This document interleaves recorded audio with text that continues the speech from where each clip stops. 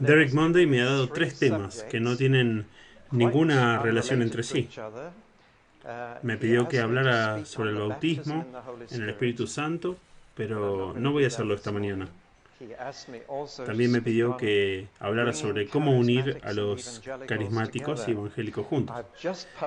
Acabo de publicar un libro sobre ese tema y puse todo lo que sé en ese libro. Y si uno hace eso, se le pedirá que hable sobre lo mismo en todas partes. Así que eso es mañana. Pero esta mañana me pidió que hablara sobre sal y luz, algo que presentó él muy brevemente anoche. En otras palabras, la influencia de los cristianos en el mundo. Desearía que todo fuera de una manera.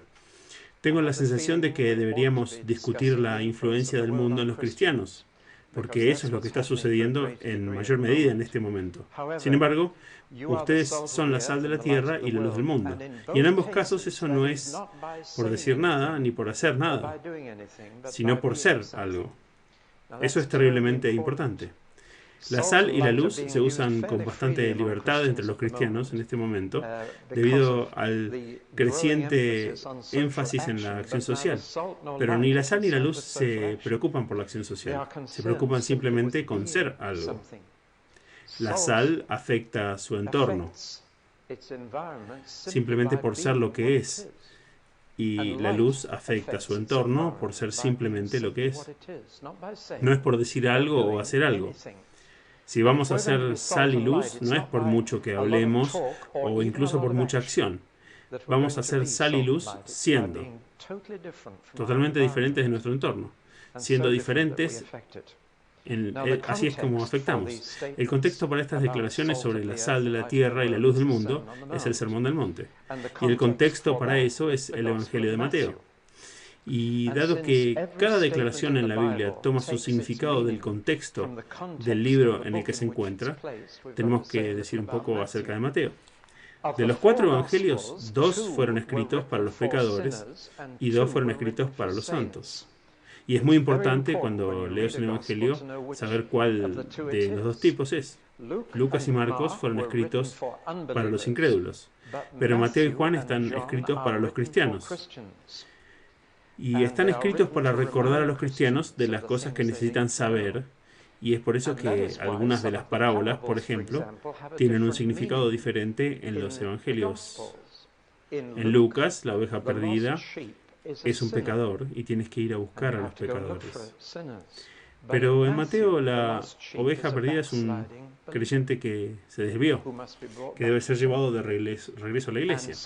Así que todo Mateo está orientado a los creyentes.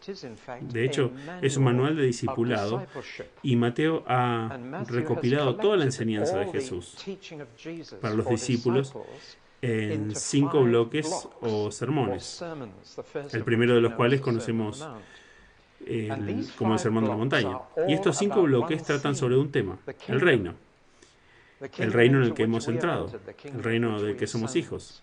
Y los 5 sermones son sobre el estilo de vida del reino y el futuro del reino, la comunidad del reino, el crecimiento del reino y la misión del reino. Cada pedacito de estos 5 grandes sermones, si les gusta, o realmente son compilaciones de cosas que Jesús dijo en diferentes ocasiones, cada uno de estos 5 discursos es para discípulos. Ni una palabra en ellos es para pecadores. Y por lo tanto, el Sermón del Monte es el estilo de vida en el reino para aquellos que ya están en el reino. Está dirigido no a los pecadores. Es fatal predicar el Sermón del Monte a los incrédulos. Enseguida se hacen la idea de que hacerse cristiano es hacer el bien y que ser amable con la abuela y el gato te hace cristiano. Ese es el tipo de impresión que tiene el mundo. Y personas como Tolstoy y Mahatma Gandhi comenzaron su comprensión del cristianismo con el Sermón de la Montaña. Y lo terminaron allí también, lo cual es un malentendido fatal. El Sermón de la Montaña es para aquellos que han nacido de nuevo, para aquellos que están en el reino, para aquellos que están siguiendo a Jesús, y se trata de cómo deben vivir para que actúen en su entorno como sal y luz. Ese es el contexto en Mateo. Ahora bien, el contexto de estos 2 dichos en el Sermón del Monte es este.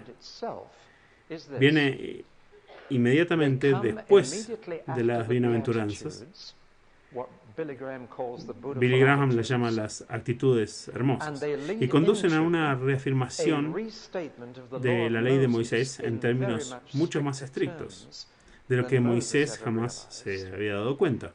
Por lo tanto, Sal de la Tierra es un resumen de las bienaventuranzas, y Luz del Mundo es una introducción a los mandamientos que siguen. Así que si quieres saber cómo ser sal de la tierra, lee las bienaventuranzas. Pero si quieres saber cómo ser luz del mundo, lee lo que sigue. Y estos dichos de sal y luz son un enlace entre la sección inicial del sermón, bendita sea tal y tal personas, y el resto del sermón que trata sobre la moralidad, un alto estándar de vida. Ahora vamos a ponerlo en contexto, así que comencemos con la sal de la tierra. Es muy desafortunado que la mayoría de la gente no conozca el Evangelio de Lucas. Es el menos conocido de los 4 evangelios. Y a menudo pongo a prueba a una congregación preguntándoles si una cita viene del Antiguo Testamento, del Nuevo Testamento o de William Shakespeare. Y la cita que les doy es: si hacen estas cosas en el árbol verde, ¿qué se hará en el seco? Y luego les pregunto a las congregaciones, ¿eso es Antiguo Testamento, Nuevo Testamento o Shakespeare? Y es muy interesante el resultado. Siempre es la minoría la que acierta. Es lo que dijo Jesús mientras subía su cruz al Calvario. Si hacen estas cosas en el árbol verde, ¿qué se hará en el seco? Ahora, ¿por qué no sabemos eso? Porque me temo que no conocemos el Evangelio de Lucas, aparte del Hijo Pródigo y el Buen Samaritano.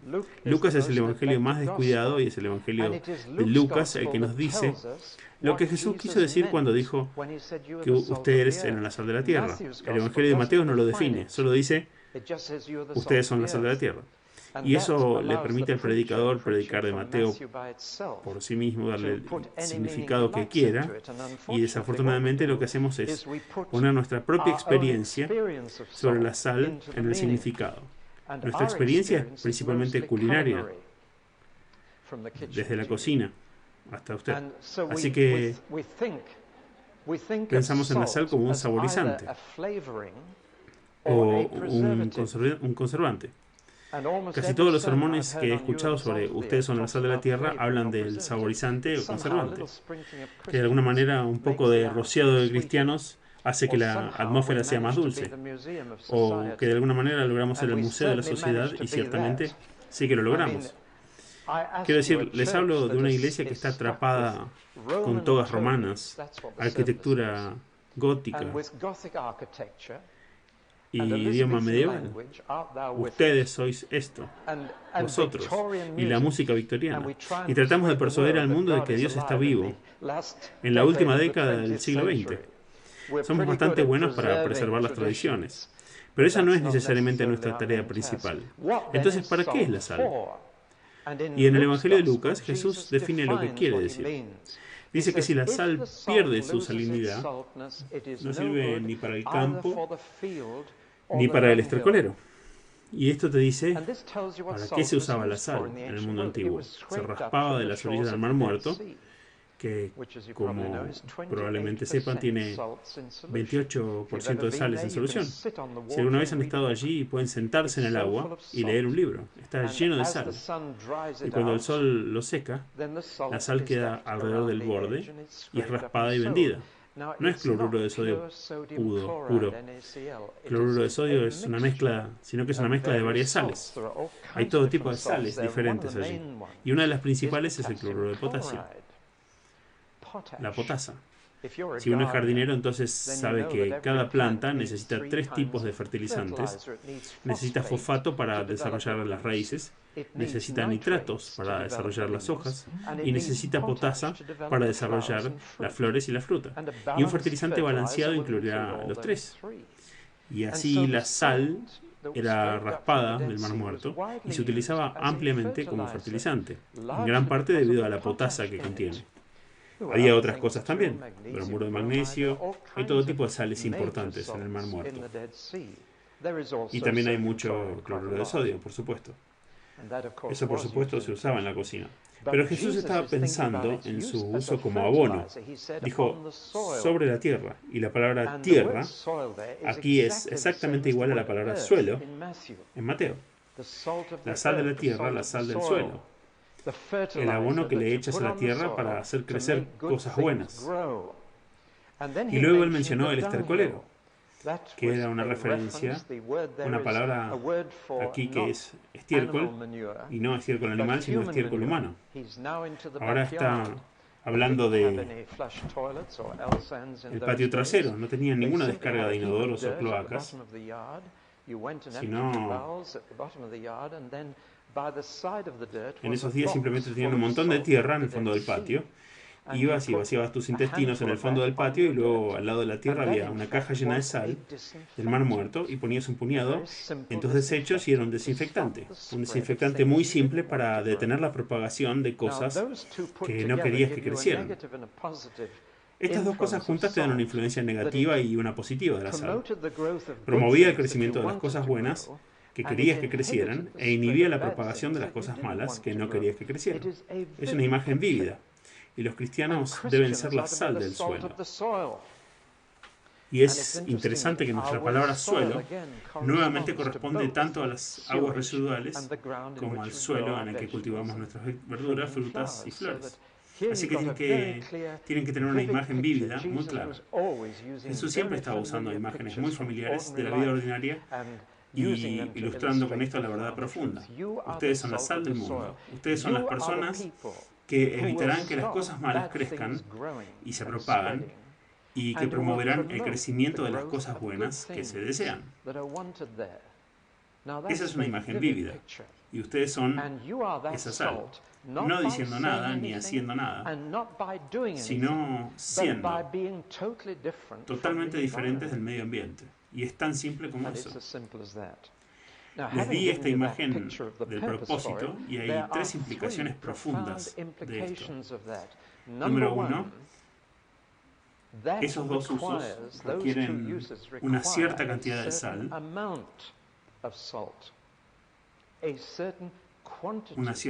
un cierto volumen. Más tarde veremos la necesidad de calidad en la sal, pero la primera necesidad es la cantidad. En la cocina, una rociada es suficiente. Un poco de sal en la sopa y es suficiente. Pero como fertilizante o desinfectante, necesitas una cantidad considerable antes de que el efecto se manifieste. Necesitas puñados en ambos casos. Una pequeña aspersión en el suelo no hará nada.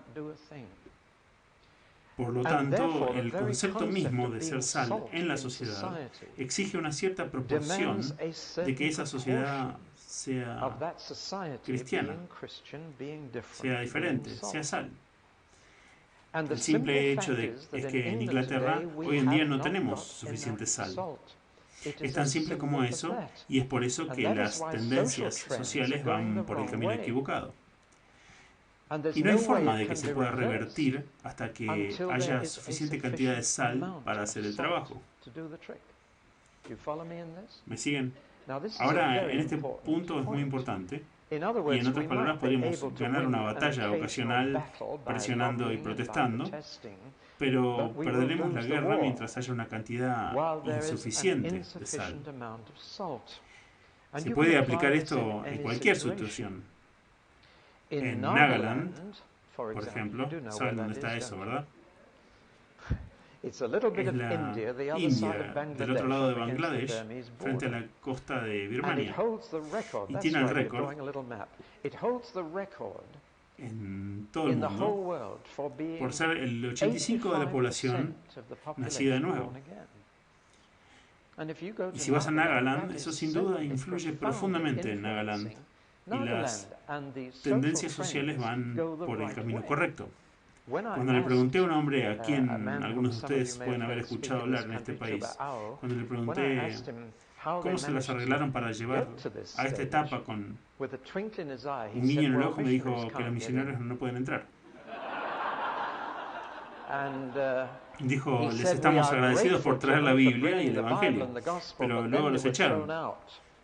Y entonces no nos contagiaron con su bajo nivel de fe. Porque me temo que los misionarios que enviamos de este país y de otros lugares van con el nivel de fe de su iglesia, de origen. Y francamente el nivel de la fe del tercer mundo, cuando no tienen misioneros, es mucho más alto que el nuestro. Muy por encima del nuestro. Por eso es que el Señor quiere hacer tantos milagros allí. Hay aldeanos en China que están llegando a las 3/4 del estado de población nacida de nuevo. No hay una comunidad en Inglaterra que esté en ninguna parte cerca de eso. Y en el centro de Londres el porcentaje de cristianos comprometidos es 0.1%, en la estimación más alta. No es suficiente sal. Y mientras lees los periódicos y denuncias lo que está sucediendo en la sociedad, todo grita que ya no tenemos suficiente sal en el país. Alguna vez la tuvimos, pero ya no la tenemos. Y no podemos esperar que las tendencias se reviertan hasta que nosotros lo hagamos. Ahora, ¿cuánta necesitamos? Aquí es donde tengo buenas noticias para ustedes. No necesitamos el 90%, ni siquiera el 50% o ni siquiera el 50%. O 40%. Me siento como un hombre que vende en el mercado chino. Ni 30 o 20 o 10. Para ustedes, 5%. Eso es un descubrimiento asombroso. Que de hecho cuando en cualquier comunidad o sociedad hay 5% de sal, las tendencias sociales se invierten para mejor. No es nada que el 5% esté diciendo o haciendo, sino simplemente siendo. 5%. Si me preguntan cuánto es el porcentaje que tenemos, mi estimado es 2.1%. Si pudiéramos triplicar ese número, entonces comenzaríamos a ver una reversión, un retorno de las tendencias. Es por eso que el evangelismo, si vamos a revertir la tendencia en la sociedad, el evangelismo tiene que ser lo más importante. La acción social no va a hacerlo. No digo que la acción social está mal, pero digo que no va a revertir la tendencia hasta que no estemos produciendo suficiente sal para salvar a una sociedad. Vamos a seguir trabajando en una situación que va cuesta abajo y donde, por cierto, se vuelve cada vez más difícil ser cristiano, porque la marea corre con fuerza contra nosotros en este momento y continuará haciéndolo. Bueno, ese es el aspecto cuantitativo de la sal. No necesitamos una pizca, necesitamos paladas. Y aunque podemos hacer acciones de retaguardia en cuestiones como el domingo y otras cosas, la guerra se está perdiendo. Incluso si se gana una batalla ocasional, y eso es simplemente por falta de sal. El segundo aspecto es el aspecto no solo de la cantidad, sino la distribución. La distribución. La sal no sirve en la caja o en el salero. Tiene que estar en contacto directo con la sociedad antes de que opere. Es decir, opera por presencia y no por ausencia. Y mientras la sal esté encerrada en una reunión como esta, no podemos hacer sal de la tierra esta mañana. Simplemente no podemos hacerlo porque no tenemos contacto con la sociedad. Así que la distribución necesitamos primero que nada el 5%, pero si ese 5% estuviera encerrado en escuelas cristianas e iglesias suburbanas, no sería sal. Tiene que estar entre la tierra, tiene que estar en contacto físico directo si va a funcionar. Hemos visto que esto sucedió. Teníamos un hospital en Guildford y la matrona del hospital, ahora sería la jefa de enfermería oficial, la ejecutiva o algo así, pero ella era la matrona entonces. Y su nombre era Miss Underdown. Dejó el hospital para casarse con el presidente de la junta del hospital, cuyo nombre era Mr. Tickle, que es Cosquillas. Y estuve tan aliviado de no tener que dirigir esa boda. No podría haberlo hecho. No podría casar a la señora Underdown, que es por debajo, con el señor Tickle, que es Cosquillas. Pero de todos modos, antes de que ella se fuera, antes de irse, me envió a buscar y fui a su oficina y estaba intrigado por qué quería enviarme a buscar. Nunca me había conocido. Y ella dijo antes de irme, dijo, quiero que agradezcas a tu iglesia por todo lo que han hecho por este hospital durante los 10 años que estuve aquí. Y dije, lo siento, pero estoy perdido. No organizamos nada para este hospital. No tomamos ofrendas. No recaudamos dinero para ustedes. No hemos hecho nada. Lo siento, le dije, no sé de qué estás hablando. Ella dijo, durante mis 10 años, mi trabajo se ha vuelto más y más fácil. Las relaciones entre el personal han mejorado. Las relaciones entre el personal y los pacientes han mejorado. Es notable. Y dijo, lo rastreé y se debe a los miembros de tu iglesia. Y recuerdo que fui a casa y miré a través de nuestras listas de miembros y sucesivamente y calculé que alrededor del 7% de ese hospital estaba en algún punto en contacto con la iglesia. Pero ella lo había notado. Y no era nada que hubiésemos hecho. Pero la sala estaba actuando. ¿Me entienden? Cambia para mejor. Lo he visto en los Estados Unidos, donde hay un 5% de población cristiana. Los jardines están más ordenados, los niños juegan más felices. En una fábrica donde hay un 5% de presencia cristiana, el idioma cambia, sin que nadie diga nada. Espero que ello también les haya puesto un poco de esperanza. Piensen en sus calles o en el lugar donde trabajan. No te quejes porque estás en contacto directo con la sociedad. Es precisamente donde la sal puede actuar. Pero necesita una presencia del 5%. Y hay una actitud perturbadora entre los cristianos para tratar de salir de esa sociedad y entrar en una situación cristiana. Yo tengo sentimientos encontrados acerca de las escuelas cristianas, porque tarde o temprano esos niños van a estar en la sociedad. Y preferiría que estuvieran en eso mientras todavía están en casa y al alcance de sus padres y pueden resolver los problemas con ellos. Pero ahí estamos. Es solo una reflexión personal.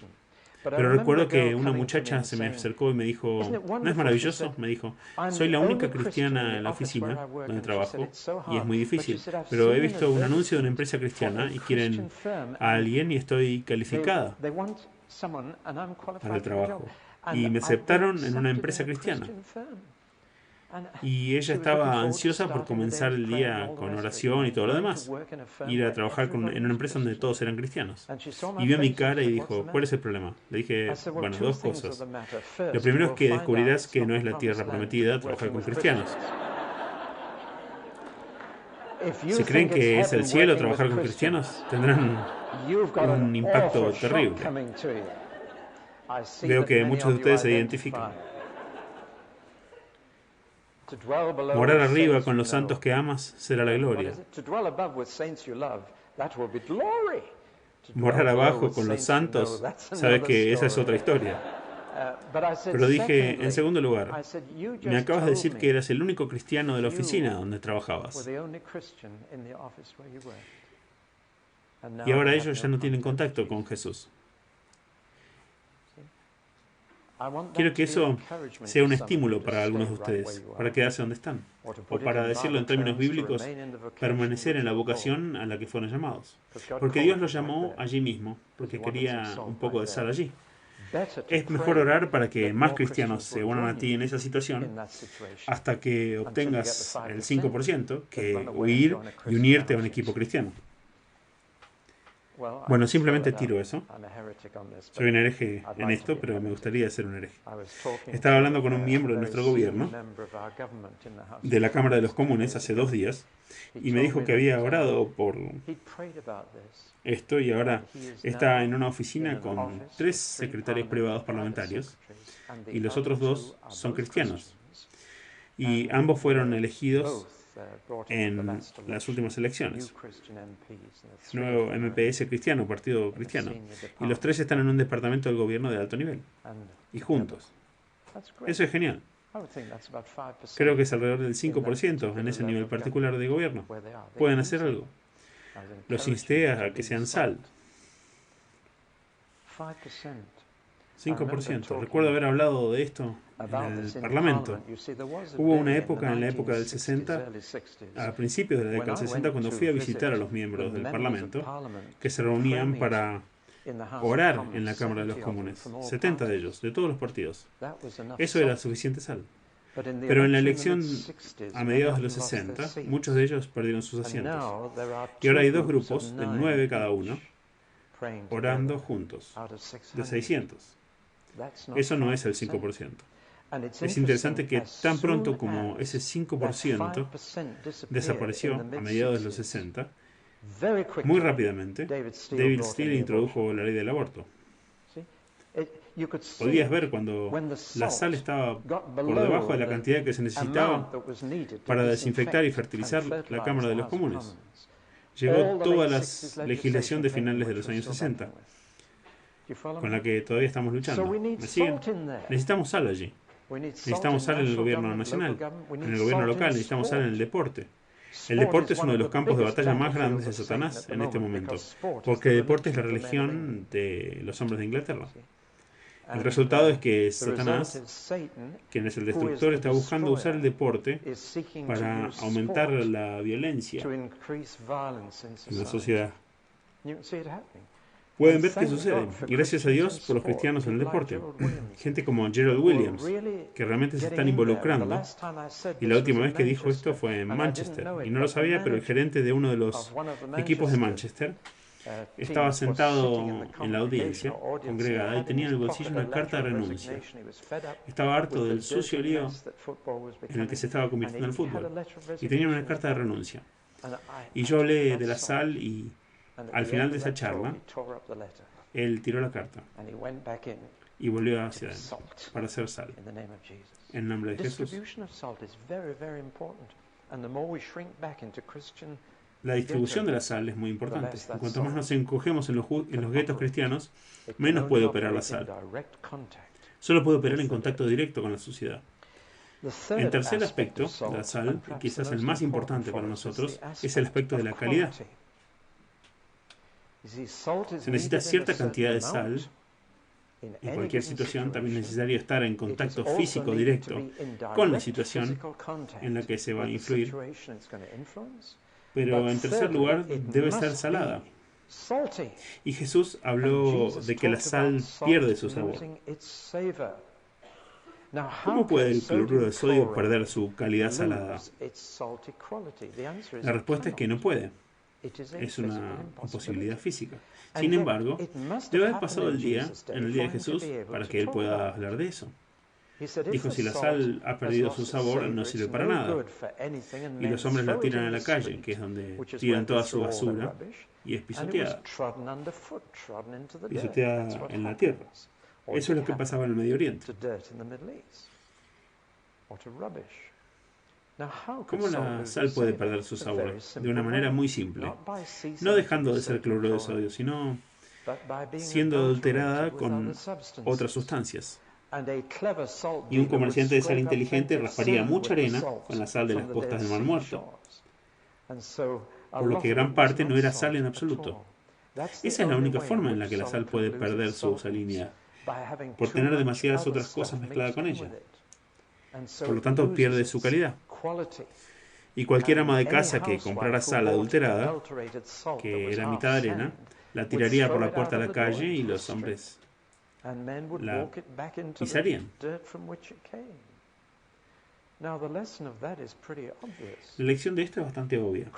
Los cristianos solo influirán en el mundo si son diferentes de él. Alguien dijo de la iglesia que es el bote salvamento que debe estar en el mar, pero cuando el mar se mete en el bote de salvamento es un problema. Esa es la situación en Inglaterra. No es solo que no tenemos suficiente sal, sino que la sal que tenemos está perdiendo su salinidad muy rápidamente. Al ser adulterada, al tener demasiado de la sociedad secularista humanista que nos rodea, introduciéndose entre los cristianos. Porque no estamos dispuestos a usar corbata cuando todos los demás tampoco lo están. ¿Ven a lo que me refiero? Porque la presión es enorme para conformarse. Por lo tanto, puede perder su sabor.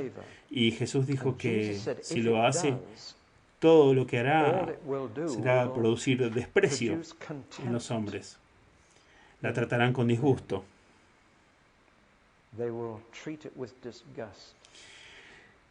Y creo que estamos en esa situación donde la imagen de la iglesia ahora está tan dañada que el mundo desprecia a una iglesia que no se mantiene clara y firme.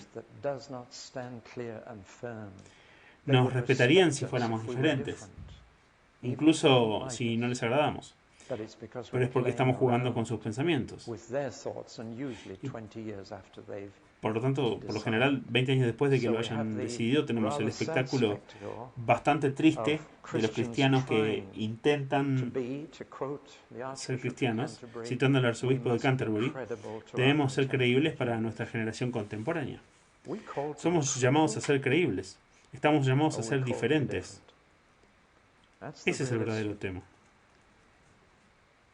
Recuerdo que cuando estaba en la Royal Air Force como capellán, había una caricatura pegada que mostraba a un capellán en el bar del comedor, borracho y acostado debajo de la mesa, y dos oficiales estaban hablando.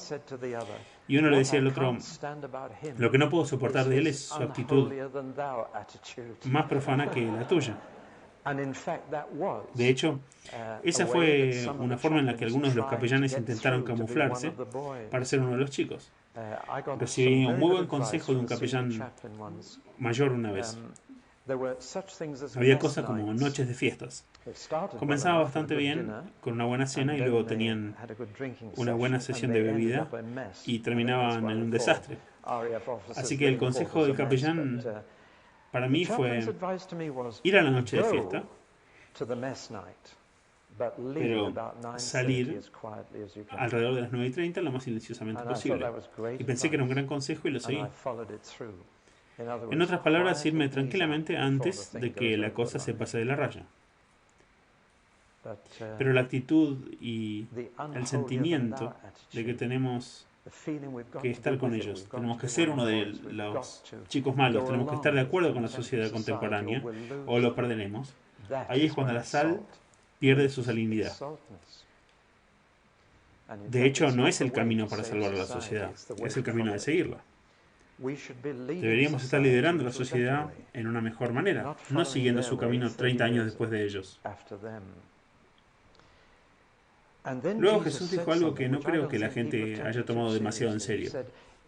Dijo que si la sal pierde su salinidad, no hay manera de que pueda ser restaurada. ¿Con qué podría ser salada de nuevo?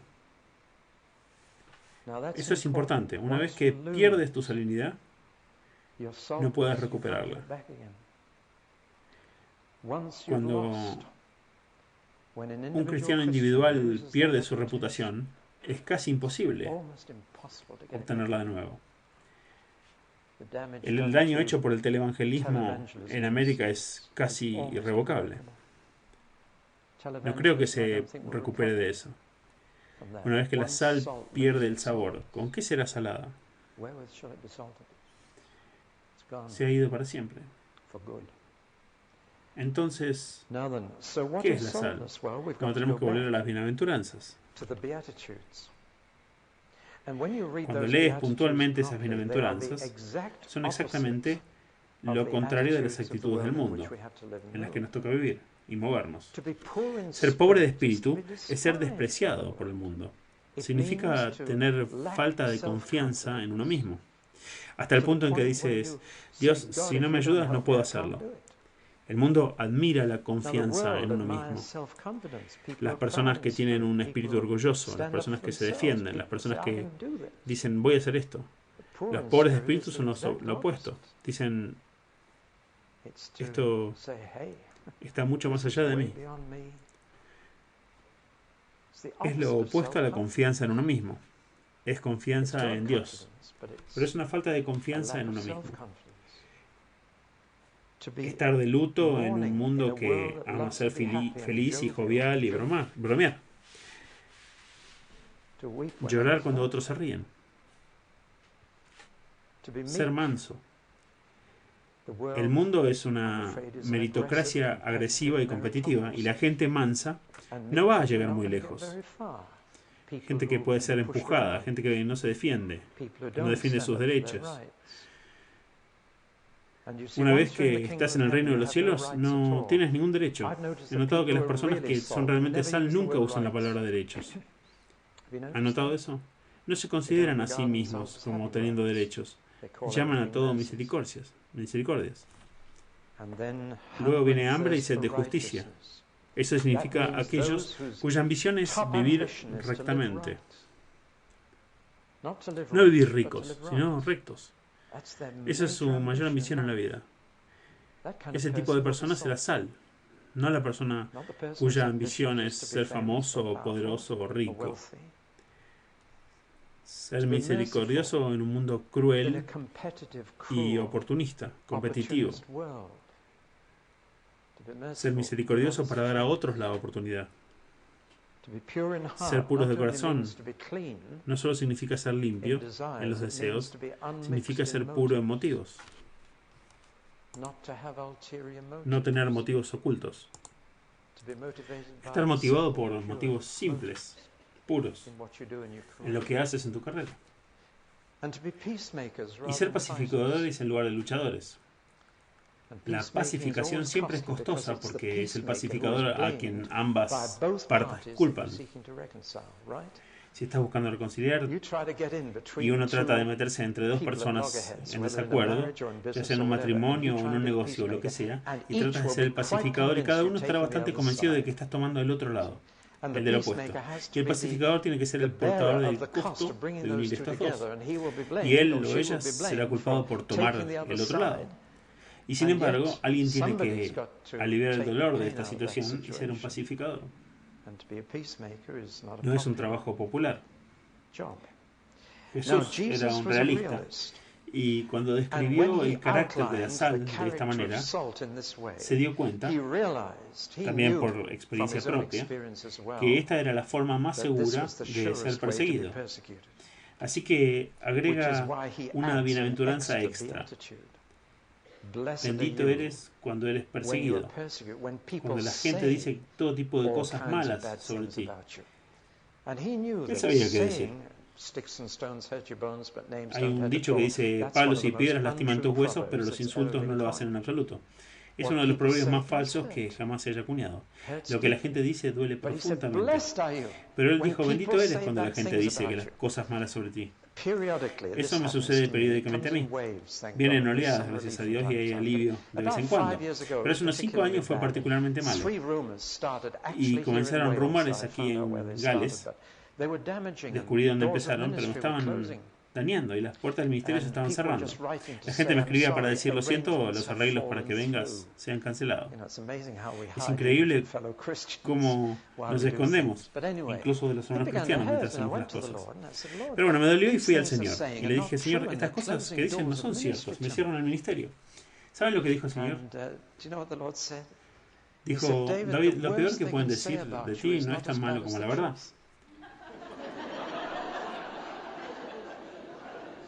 Me eché a reír como ustedes. Me reí y pensé que es lo más divertido que me había dicho el Señor. Y luego dijo, y yo sé la verdad y toda la verdad, y todavía te amo y todavía te uso.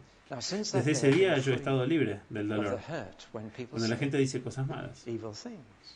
Y creo que es bueno. Gracias a Dios no saben la verdad. Pero hasta entonces me dolía. Y Jesús dijo, bendito eres cuando la gente dice todo tipo de mal contra ti. Porque si vas a hacer sal en tu situación, esto seguro que sucederá. La gente no creerá que tienes motivos no mezclados. No puede creer que lo estás haciendo por las razones correctas. Y Satanás siempre fue el calumniador y el acusador de los hermanos. Entonces Jesús dijo, si vas a hacer sal, va a ser difícil. No pagará en este mundo, sino que lo hará en el venidero. Grande es tu recompensa en el cielo. Lo que significa que realmente tienes que tener fe para creer la recompensa va a ser grande. Porque no la vas a ver en este mundo, así que mejor acéptala. Pero va a ser bastante grande para el próximo. Depende de dónde quieres tu recompensa. Si quieres una recompensa, ahora tendrás que buscar la de los hombres, tendrás que hacer las cosas en público para que lo vean. Pero él dijo que si los hombres lo ven, tendrás tu recompensa de ellos, pero no obtienes ninguna recompensa del Padre. Él solo recompensa lo que ve en secreto. Así que o te lo guardas para ti en este mundo y obtienes una gran recompensa, o en el próximo mundo, o dejas que la gente vea cosas en este mundo y obtienes tu recompensa de los hombres. ¿Qué quieres? Es una simple elección, dijo Jesús. La elección es desprecio u odio. O eres buena sal, en cuyo caso obtendrás odio.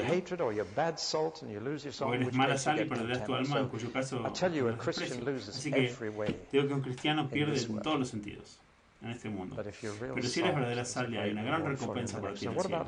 Ahora, ¿qué pasa con la luz? La luz también tiene sus aspectos negativos y positivos. Su aspecto negativo es exponer las malas formas, mostrar a las personas, exhibirlas. Y eso tampoco es un camino hacia la popularidad. Pero también tiene una función positiva al exhibir lo correcto, el mejor camino. Porque su aspecto negativo es mostrar las malas cosas y el aspecto positivo es exhibir los mejores caminos. Ninguna de las dos será popular nuevamente. Esto es lo único que Jesús dijo sobre sí mismo y sus discípulos. Dijo, yo soy la luz del mundo y ustedes son la luz del mundo. Él no dijo, yo soy la sal de la tierra, pero dijo, yo soy la luz del mundo. Y dijo, ustedes también. Y la ocasión en que lo dijo es fascinante. Es en el contexto de la mujer sorprendida en adulterio. Una historia que probablemente nunca han entendido. Es una historia judía, como la Biblia es un libro judío. Si tienes un amigo judío, qué bueno, porque te puede enseñar las escrituras. Porque un judío entiende. Así que esta es la situación. Han pisado a una mujer en el mismo acto de adulterio, así que la trajeron a Jesús, sabiendo que la ley de Moisés dijo que debía ser apedreada. Y sabiendo que si Jesús decía apedréenla, iría en contra de la ley romana, para hacer mala ejecución por parte de los judíos. O si decía no la apedreen, entonces iba en contra de la ley de Moisés. En otras palabras, lo quisieron atrapar entre la ley de Roma y la ley de Moisés. ¿Lo ven? Entonces, no habían traído al hombre. Y me imagino que estaría cerca si los atraparon en el mismo acto y lo dejaron libre. Un caso grave de machismo. Me temo que la sociedad a lo largo de los tiempos ha culpado a las mujeres por las relaciones inmorales, mientras que en la Biblia Dios responsabiliza al hombre. Es muy interesante, es una de las cosas de las que hablaremos esta tarde. El hombre es responsable de la relación inmoral. Pero lo dejaron a él esta vez y la trajeron a ella. Entonces es perfectamente cierto que la ley de Moisés decía que debía ser apedreada. Así que, ¿qué hizo Jesús? Escribía con el dedo en el polvo. Para un judío eso significa una cosa. Es un reclamo o una forma de llamarse a Dios. Es una adjudicación de ser el que escribió los 10 mandamientos con su dedo en la piedra. Era Jesús diciendo, yo escribí esa ley. Los judíos llegarían a esta conclusión. Nosotros no lo hacemos cuando escuchamos que esto se lee en la iglesia porque no somos judíos. Un dedo escribiendo. Muchos predicadores decir, ¿qué escribió Jesús? Pero ese no es el punto. Es un acto vívido y él afirma ser responsable de esa ley como lo hizo a lo largo del Sermón del Monte. Pero les digo que esto es lo que quise decir cuando di esta ley. Esta era mi intención detrás de ella. Y luego Jesús les recordó otra ley de Moisés que habían olvidado.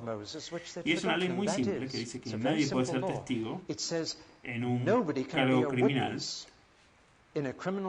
si alguna vez cometió el mismo crimen. Así que cuando Jesús dijo que el que esté libre de pecado, que tire la primera piedra, no quiso decir que tienes que ser moralmente perfecto antes de poder castigar a alguien. Así es como lo toman la mayoría de los gentiles, pero ven que eso sería descartar que los padres castiguen a los niños o que la policía castigue al criminal. Descartaría todos los tribunales de justicia porque ningún juez está libre de pecado. En realidad estaba citando la ley que decía, si nunca has cometido adulterio, puedes ser testigo en un caso de este tipo. Ahí es cuando empezaron a irse uno por uno, comenzando con el mayor y luego los jóvenes, porque incluso ellos tuvieron que admitir que lo habían hecho. Así que, de hecho, los testigos fueron despedidos sobre la base de la ley. ¿Me siguen? Entonces miró hacia arriba y dijo, ¿dónde están tus acusadores? ¿Dónde están los testigos? ¿Se han ido todos? Sí, se han ido. Otro punto de la ley era que tenía que haber 2 o 3 testigos. Y por supuesto que hay que sostener el caso. Y Jesús dijo, tampoco yo te condeno.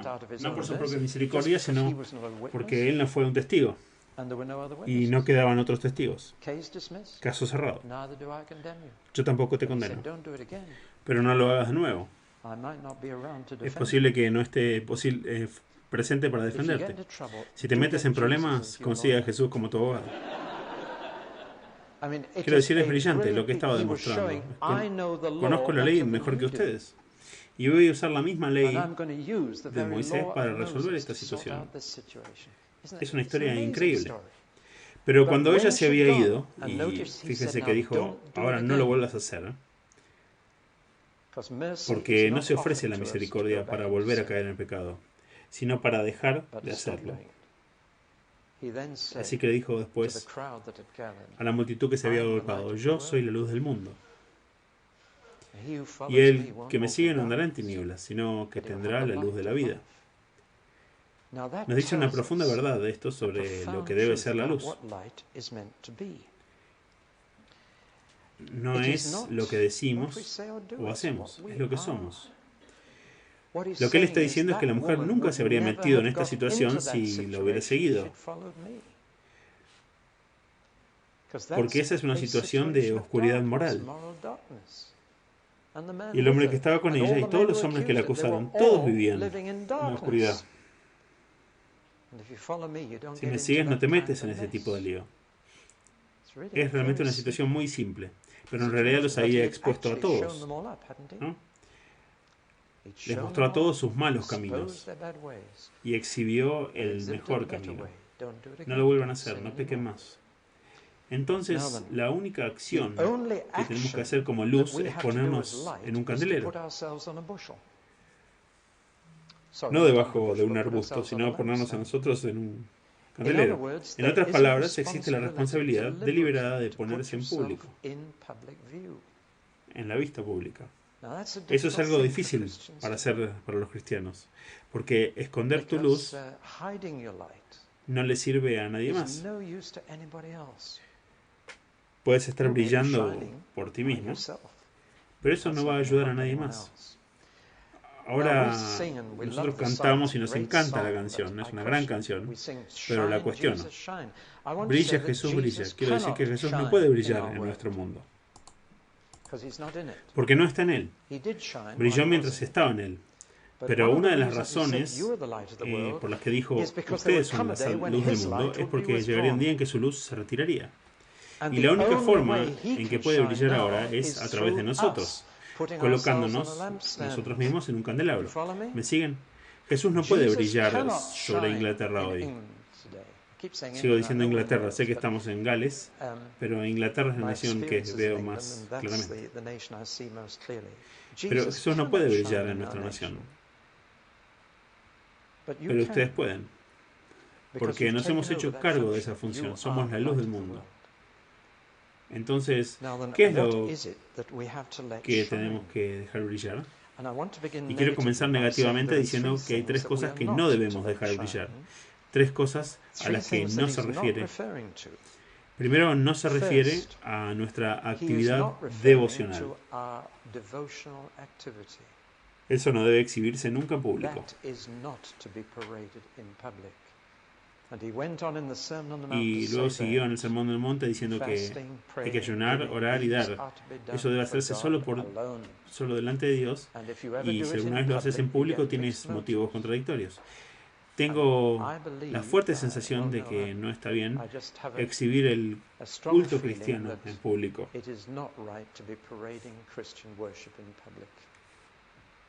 Incluso cuestiono los servicios televisados por esa razón. Porque tan pronto como sabemos que estamos desfilando, lo hacemos de manera diferente. Estaba en Newcastle y la televisión evangélica estaba haciendo un programa sobre mi ministerio. Querían venir a verme en funcionamiento en reuniones en Newcastle, en la ciudad. Dijo, con una sola condición, y es que nadie sepa que vienen.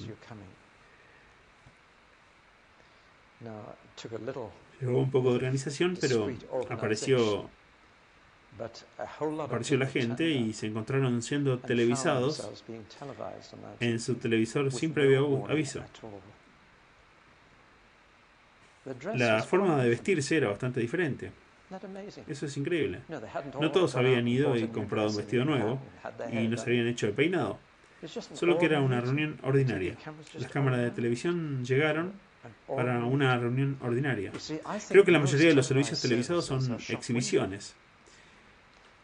Llenan la iglesia y si fueras a esa iglesia la próxima semana no sería nada como lo de antes. Todo está exhibido. No hay nada en el estante de atrás. Jesús nos advirtió que no debemos brillar ante la gente. Nuestra adoración es entre nosotros y Dios. La vida de oración es entre tú y Dios. Tu ayuno, tu dar, eso tiene que ser secreto. No dejes que tu mano derecha sepa lo que está haciendo tu mano izquierda. Que los cristianos no quieran publicidad por el dinero que están dando a las causas. Eso produce un motivo mixto. Así que ese es el primer aspecto negativo. No debemos mostrar nuestra vida devocional con Dios. Las implicaciones de eso son bastante grandes. Pero les pido que piensen en eso. Esa no es la luz que quería poner en un candelero. Hay que ponerlo debajo de un arbusto. Eso. Es mejor que no se muestre nuestra vida devocional. En segundo lugar, no se refería al bienestar social y a hacer el bien. Porque de hecho, el bienestar social no convence al mundo. El mundo también es bastante bueno en eso. Los cristianos deben involucrarse en el bienestar social, por supuesto. Se nos dice que hagamos el bien a todos los hombres y especialmente a los de la familia de la fe. Pero eso no es lo que Jesús quiere decir al decir dejar que tu luz brille. Porque Bob Geldof puede recaudar tanto para el hambre como cualquier cristiano. Y estoy seguro de que deben ser conscientes en sus trabajos de cuántos no cristianos atienden desinteresadamente las necesidades. Mira el programa Hearts of Gold de Esther Ransom. Lo que me conmueve profundamente es cómo estos incrédulos pueden estar tan dedicados al bienestar de otras personas. No tenemos el monopolio de la acción social y el bienestar. No es de lo que Jesús está hablando cuando dice que ustedes son la luz del mundo. Si pensamos que es así, entonces no vamos a tener mucho impacto. No expondrá a otros en sus malos caminos, porque muchos de ellos están haciendo el bien. El tercer negativo, y es muy popular, esto recientemente, es que de alguna manera los cristianos deben vivir como si fueran pobres. Uno se encuentra con este vivir simplemente. Hay un equilibrio muy delicado en esto. Tampoco deberíamos quedar atrapados en el materialismo y la devoción a las posesiones. Jesús no está diciendo que todos deben andar en harapos y todos deben ser pobres y todos deben ser vegetarianos. Perdón por los vegetarianos. La Biblia habla de aquellos con fe débil que no comen carne. ¿Alguna vez notaron eso en Romanos 14? Pero no es ese es el tipo de ascetismo para lo que nuestra luz debe brillar.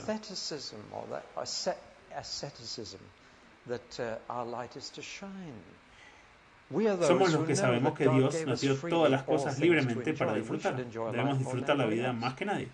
Y somos libres para festejar y libres para ayunar. Somos libres.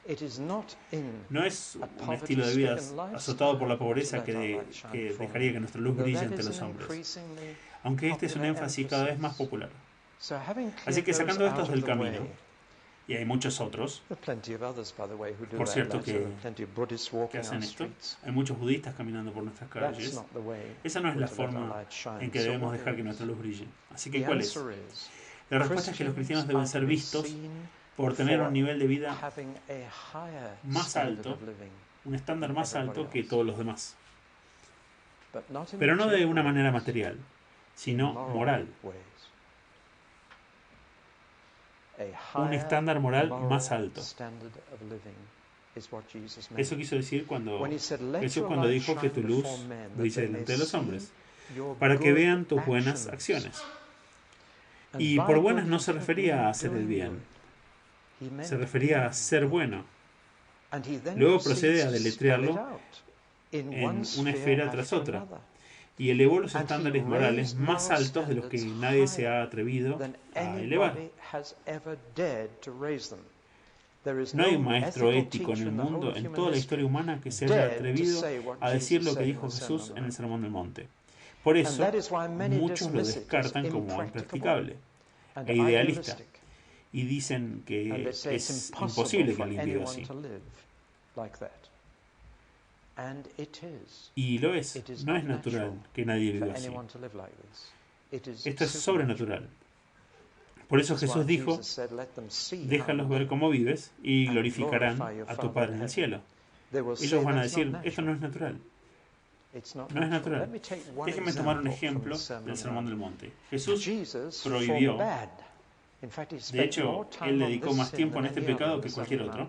El Hijo del Hombre prohibió que nadie en el reino se preocupara. Es por eso que nunca ves a un cristiano preocupado. ¿Por qué cuando lo decimos así parece un chiste?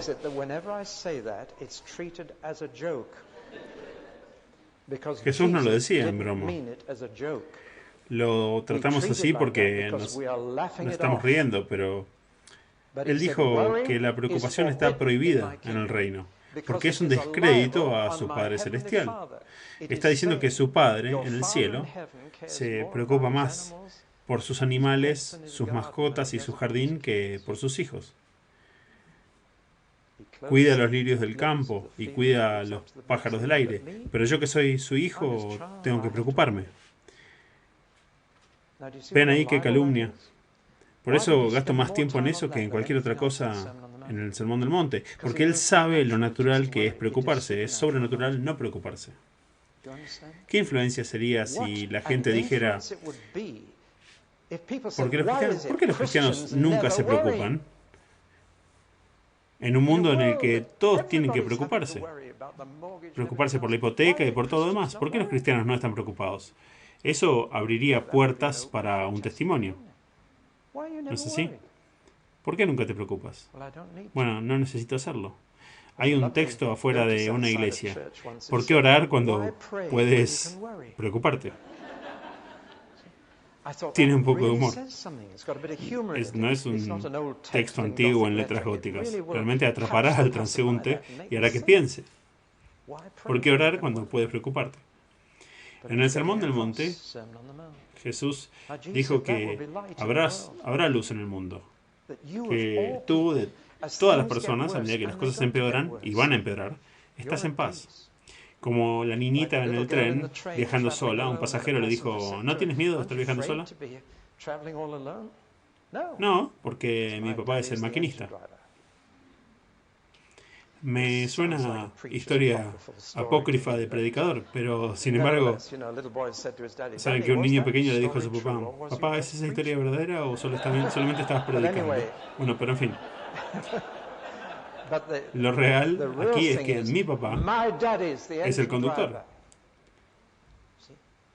Mi padre maneja el mundo y yo soy su hijo. Y por lo tanto, Él verá que siempre tenga suficiente para comer, suficiente para vestir.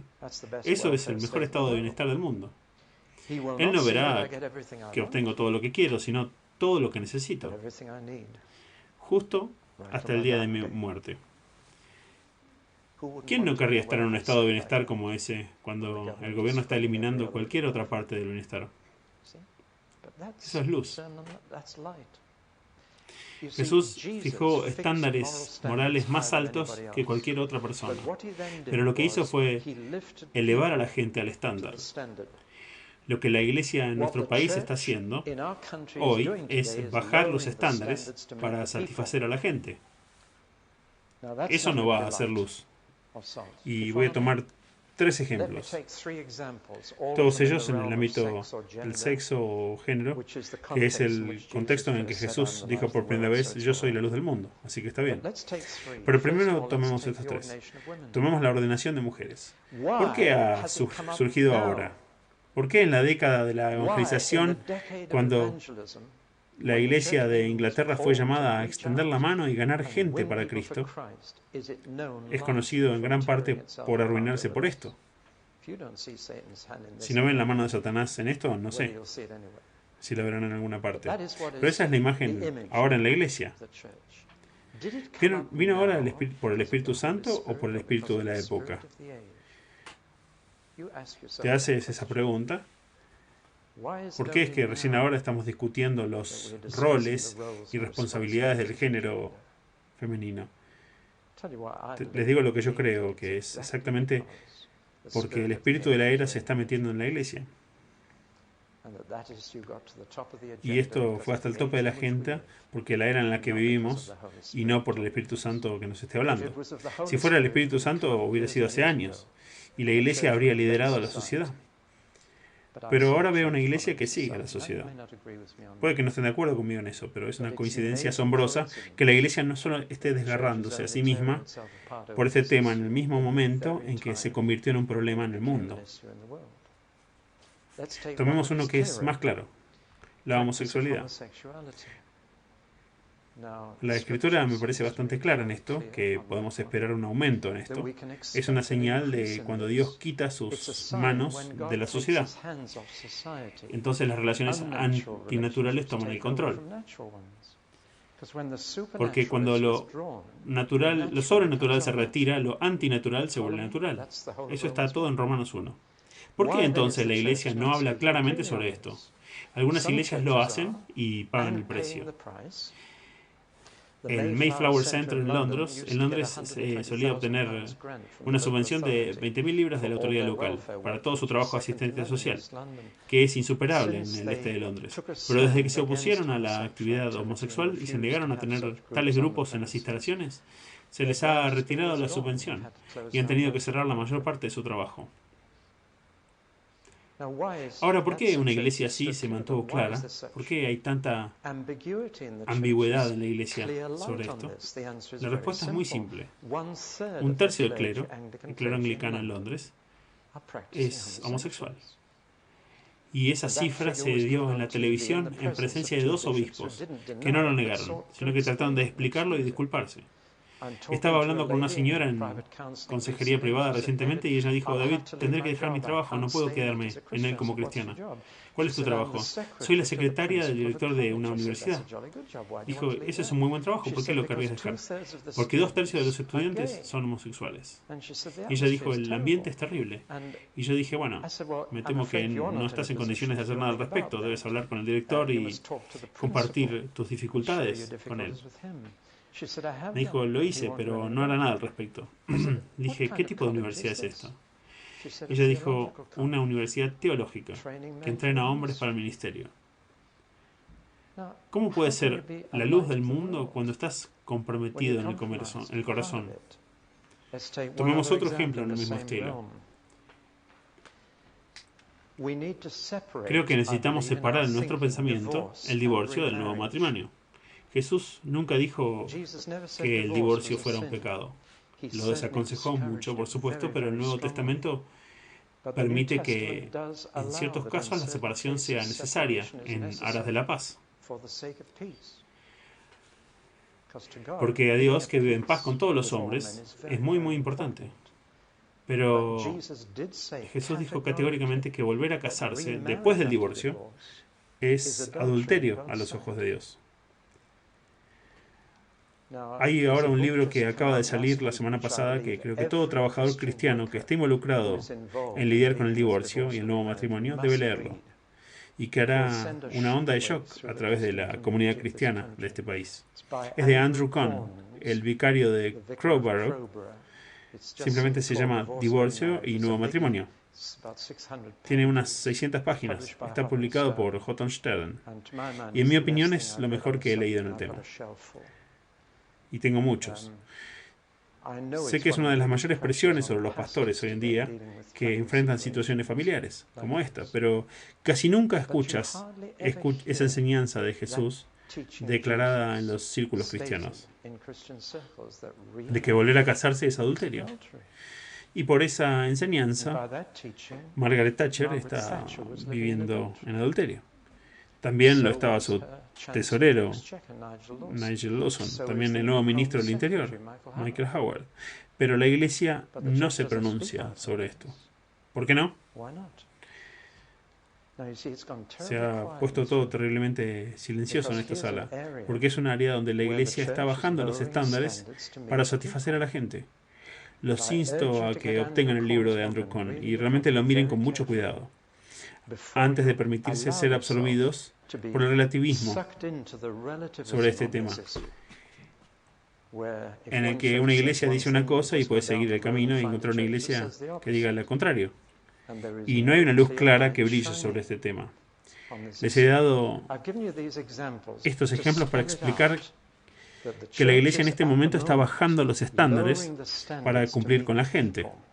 O, como dice George Carey, para volverse creíble para nuestros contemporáneos. Eso significa que la luz puede apagarse. Y Jesús fue muy claro en que ser luz va a ser terriblemente impopular. Porque siguió diciendo, soy la luz del mundo. Pero siguió diciendo, y porque lo soy me odian y quieren matarme. Y sabía perfectamente que ser luz es algo muy costoso. Y defender lo que sabes que es correcto y verdadero será doloroso y profundamente impopular. Y sin embargo, eso es ser luz en el mundo de la oscuridad. Mi tiempo se ha ido. Son las 11 en punto, así que estoy a mitad, pero continuaremos. Continuaré mañana por la mañana, pero espero haberlos dejado con la sensación de que la sal y la luz no son lo que hacemos o decimos, sino lo que somos. Y solo funciona cuando estás en contacto físico directo con un mundo que está en la oscuridad y la suciedad. Y necesitamos una cierta cantidad si va a funcionar. Y necesitamos sobre todo una cualidad de sal y una cualidad de luz, una calidad, buena calidad, que sea totalmente diferente de la sociedad en la que Dios nos ha puesto. Recogeremos eso mañana por la mañana y lo llevaremos un poquito más allá.